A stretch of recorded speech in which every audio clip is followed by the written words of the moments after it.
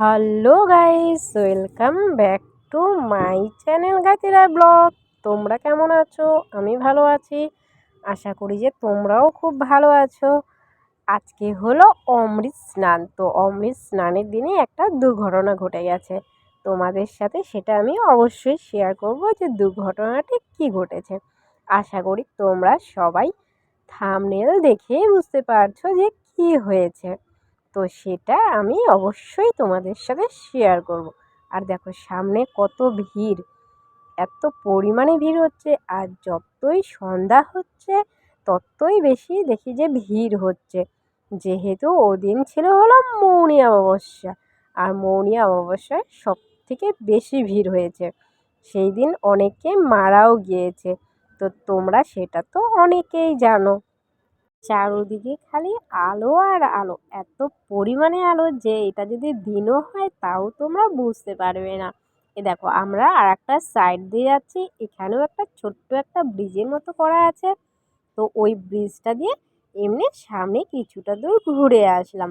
আর দেখো এখানকার এত এত বড় প্যান্ডেল, দেখো বলেই বোঝাতে পারবো না যে মানে এতটা সুন্দর লাগছে দেখতে। মনে হচ্ছে যে দুর্গাপূজা দেখতে চলে এসেছে। এবারে দুর্গাপূজা যদিও বা আমার খুব একটা ভালো হয়নি, তো এখানে এসে আমার সেই ফিলসটা হচ্ছিল যে যাই হোক, তো সেটা তো দেখতে পারলাম। আর দেখো এটা হলো সমুদ্র মন্থন সামনে। তো ভাবলাম যে এটাও ছোট্ট করে শেয়ার করে দিই। সমুদ্র মন্থনের ব্যাপারটা তো তোমরা অনেকেই জানো, তাও আমি তোমাদের সাথে ছোট্ট করে একটু শেয়ার করে দিই।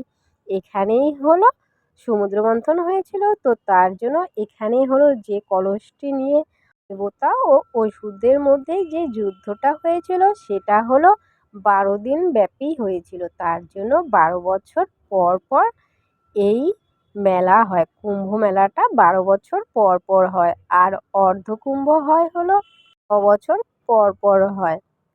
144 বছর পর হয় হলো মহাকুম্ভ। এর জন্য এই মেলাটা এত এত বড় হয়েছে। মেলাটি 4 জায়গায় হয়। এক হলো নাসিকে হয়, এক হলো উজ্জয়িনীতে হয়, এক হলো হরিদ্বারে হয়, আর প্রয়াগরাজে হয়।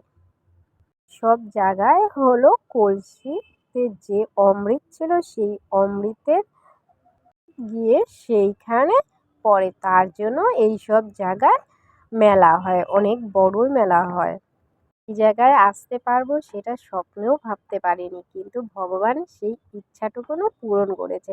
তার জন্য অনেক অনেক অনেক ধন্যবাদ। এখন মনে হচ্ছে যে আমি সত্যি খুব ভাগ্যবতী যে আমি এত বড় মেলা আমি দেখতে পেরেছি। এটা আমার কাছে অনেক বড় পাওনা। মানে এবছরের পাওনা বলতে গেলে মানে সব থেকে বড় পাওনা। হাজারো দুঃখ কষ্টের মাঝখানেও একটা এত বড় একটা আনন্দ দিয়েছে ভগবান। তার জন্য সত্যিই ভগবানকে অশেষ ধন্যবাদ। ভগবান যাতে সবসময় পাশে থাকে সেটাই আমরা চাই, যাতে সবসময় সবার সুখে দুঃখে যাতে পাশে থাকে। খুব বড় মেলা এর আগে আমি কখনোই দেখিনি। এটাই আমার ফার্স্ট টাইম এত বড় মেলা দেখা। যদিও বা আমি অনেক ধরনেরই মেলা দেখেছি, যেমন হলো গঙ্গাসাগরের মেলা দেখেছি, তারপরে শান্তিনিকেতনের পৌষ মেলা এটাও দেখেছি, তারপরে বল্লাকালীর মেলা ওটাও দেখেছি, কিন্তু আমি আমার বাড়ির পাশে যে কুচবিহারের রাসমেলা হয় আমি সেটাই দেখিনি। আর দেখো মানুষের যদি আসার ইচ্ছা হয় এখানে সে যে কোনোভাবেই আসতে পারে। দেখো এসেছে ওরা কিন্তু খোলা আকাশের নিচে শুয়ে আছে। আর এখানে এত এত পরিমাণে ঠান্ডা যে দেখো আমি তোমাদেরকে বলে বোঝাতে পারবো না। আর দেখো কত লোক নদীর ধারেই সবাই শুয়ে আছে। দেখো এত লোকের জন্য তো ব্যবস্থা করা সম্ভব না। আর সবার কাছে তো পয়সারও তো একটা ব্যাপার থাকে, বলো? একটা যে হোটেল ভাড়া নেবে বা একটা রেন্ট করবে বা কিছু একটা ব্যাপার। তো এখানে এতটা তো সম্ভব না সবাই যে এসেছে বা আসতে পারছে তার জন্যই এসে। দেখো এখানে কি ভিড়, কি পরিমাণে ভিড় দেখো। আর এখানে দেখো এই যে লাইন যে দেখতে পাচ্ছে, তো এটা হলো ভান্ডারার লাইন। তো ভান্ডারা এখানে টাইমলি বসে। এখানে কিছু দূর এগেলে তোমরা অনেক ভান্ডারা পাবে। এখানেও আছে, সামনেও আছে, বেশ কয়েক জায়গাতেই আমরা দেখলাম। এ দেখো কত ভিড় ভান্ডারার এখানে, প্রচুর প্রচুর প্রচুর পরিমাণে ভিড়। আর ভিড় হবে নাই বা কেন। আর এখানে একটা জিনিসের একটু সমস্যা দেখলাম, যতদূর সম্ভব মনে হয় আমি ভাতের কোনো হোটেল দেখলাম না। যদিও বা আমরা এক আখড়ায় ছিলাম বলে সেই জিনিসটা আমরা অনুভব করতে পারিনি। আর দেখো তোমাদেরকে দেখাচ্ছি যে মানুষ কত কষ্ট করে এসেছে বলো। তারপরে দেখো এখানে কি কষ্ট করে আছে মানে দেখলেও কতটা খারাপ লাগে। এ দেখো আমরা এখন রেডি হয়ে গেলাম যেহেতু আমাদের আজকে অমৃত স্নান। তো এখন বাজে হলো ভোর 4:30। আর এখানে কিন্তু প্রচণ্ড ঠান্ডাও ছিল এই সময়। এখান থেকে আমরা চলে আসলাম, এই যে ফোনে কথা বলছিলাম। একটু বাইরে বেরোলাম, বাইরে বেরিয়ে দেখি যে পাশে এক জায়গায় আগুন লেগে গেছে। তোমাদেরকে এটার জন্যই বললাম যে দেখো পাশে আমরা ঠিক যেই ট্রেনে থাকি তার ঠিক পাশের ট্রেনে দেখো পুরো আগুন লেগে গেছে। আর ওখানে প্রথমে না অল্পই লেগেছিল, পরে ভাগ্যিস যে ওখানে গ্যাস সিলিন্ডারটা যে ছিল সেটা কোনোভাবে মানে ফাটেনি, না হলে ওটা হলে তো আরও বেশি সমস্যা হয়ে যেত। দেখো আগুন কী হারে জ্বলছে। তারপরে এটা দেখবে কিছু সময় পরে আরও বিশাল আকার ধারণ করে। তো যাই হোক কারো কোনো ক্ষতি হয়নি, এটাই বেশি। প্রথমে তো আমরা ভেবেছিলাম যে হয়তোবা নিভে যাবে, কিন্তু কিছুতেই ওনারা নেভাতে পারছিল না। এখানে অনেককেই জল দিচ্ছিল, এটা করছিল ওটা করছিল। আর দেখো পুরো টেন্টের যে সেটা যে আছে পুরোটাই পুড়ে গেছে। এ দেখো কী হারে আগুন দেখো। আমরা তো প্রথমে ভয় পেয়ে গেছি। আর জানো না যখন এই আগুনটা লেগে গিয়েছিল দেখো কী হারে আগুন লেগে গেছে। আর এটা কিন্তু একটু গ্যাসের ওখানেও লেগেছে, কিন্তু গ্যাস বাস্ট হয়নি, মানে সেটাই ভাগ্য ভালো। এ দেখো পুরো উপরের যে চালাটা ছিল দেখো সবাই জল ঠল ঢালছে। আর এখানে একটাই একটু সুবিধা হয়েছে যে পাশে একটা জলের মোটর ছিল বলে এই জায়গাটা এর জন্য বেঁচে গেছে। আর সেমন ছোটোখাটো ব্যাপার তো সব জায়গাতেই হয়ে থাকে। আর এত বড় এখানে তো দমকল আসতেও তো টাইম লেগে যাবে। দেখো কী হারে আগুন লাগছে দেখো। প্রথমে তো আমরা এত এত পরিমাণে ভয় পেয়ে গেছি যে যখন আমাদেরকে বলেছে ওখানকার মাতাজি যে বাইরে আগুন লেগে গেছে, আমি তো এত তাড়াহুড়া করে বাইরে বেরোতে গিয়েছি যে আমি নিজে পড়ে গেছি, পড়ে গিয়ে পুরো পায়ে ব্যথা পেয়ে গেছি। আর দেখো তোমরা কি হয় মানে সবার ক্ষেত্রে এটা হয় যে ভয়ে আতঙ্ক হয়ে আমরা পড়ে যাই। যেমন দেখো ভূমিকম্প হয় তখন কিন্তু মানুষ ওই সিঁড়ি থেকে নামে, নামার মুহূর্তে পড়ে কিন্তু আরও বেশি ক্ষতি হয়ে যায় যতটা না হয় ভূমিকম্পে। তো ঠিক সেমনটাও মানে ওই মুহূর্তে আমি অনুভব করলাম যে মানুষ ভয়ে তাড়াহুড়া করে সবাই বেরিয়ে যাচ্ছিল। তো ওখানকার পিতাজিরা বলছিলেন যে कुछ नहीं होगा आप लोग घर में ही रहो, हम लोग तो है ना आप लोग को देखने के लिए। तो हम लोग तो सभी घर से निकल गए उस टाइम, तो वो लोग आकर हम लोग को रुका, ये देखो সিলিন্ডারটা কী করে বাইরে বের করলো। দেখো এখানে বাইরে যদি বের না করতো তাহলে কিন্তু কোনোভাবেই সেটা নেভানো সম্ভব না। কিন্তু গ্যাস সিলিন্ডার এখনও নেভেনি, তোমাদেরকে আমি সেটা দেখাচ্ছি। এখানে দেখো পাশে এক সাইডে জলের ব্যবস্থা ছিল, মানে একটু হাই ড্রেনের মতন ছিল বলে এই জায়গাটা মানে সিলিন্ডারটা সেখানে ফেলে দিয়েছে, না হলে কিন্তু আরও বিপদ হতো। আর সামনেই দেখো যে মোটর দেখতে পারছো, তো এই মোটর ওখানে সেই সময় চালিয়ে দিয়েছিল যাতে জল বেশি পরিমাণে হয়ে যায়, যাতে কোনোভাবেই কোনো ক্ষতি না হয়।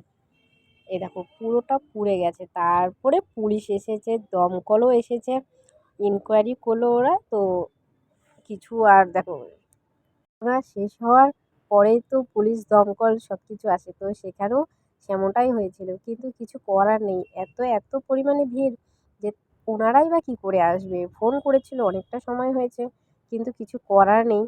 যাই হোক ভগবানের আশীর্বাদে কিছু হয়নি, এটাই আমাদের কাছে অনেক বড় পাওনা। কোনো ক্ষতি হলে সেটা তো ভালো লাগবে না, তাই না বলো। দেখো পুরোটা আগুন ধরে গেছে। যাই হোক কারো কোনো ক্ষতি হয়নি, এটাই বেশি। পুলিশ টুলিশ অনেকেই এসেছে এখানে, দুটো দমকলও এসেছে, যদিও বা তোমাদেরকে আমি সেটা দেখাতে পারলাম না। বলতে বলতে ওখান থেকে আমরা বেরিয়ে গেলাম যেহেতু অমৃত স্নান আছে বলে।